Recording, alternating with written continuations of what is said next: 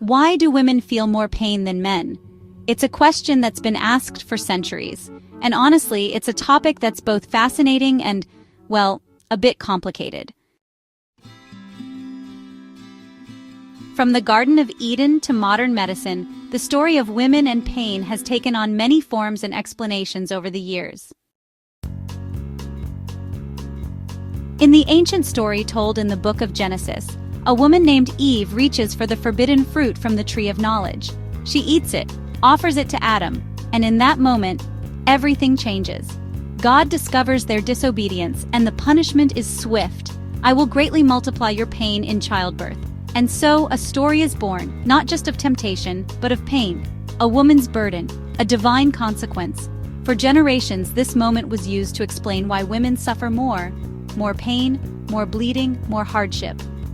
Eve's bite became the mythological root of every cramp, every contraction, every time a woman clenched her jaw through agony and kept walking. But was it really the fruit? Or is there something deeper? Something in the blood, the brain, the biology? Modern medicine has come a long way from the Garden of Eden. Today we know that the reason women experience pain differently than men isn't because of divine punishment. It's due to a fascinating and honestly pretty unfair blend of hormones, nerve density, immune response, and brain chemistry.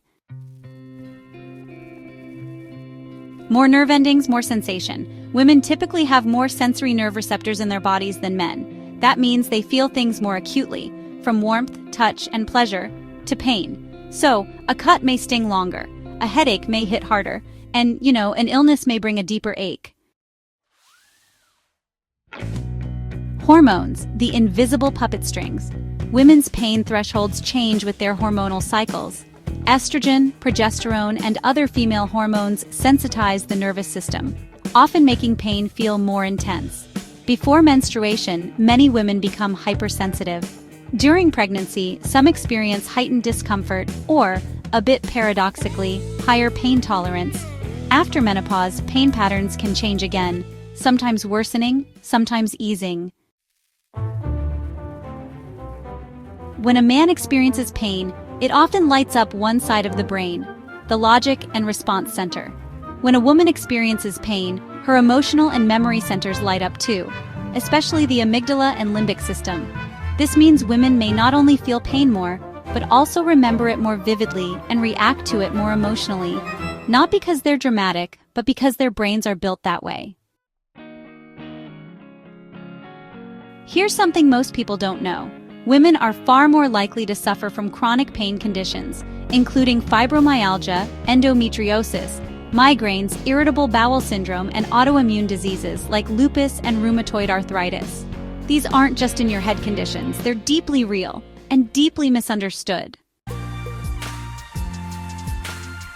The tragedy? Women's pain is often minimized or mistrusted by the medical system.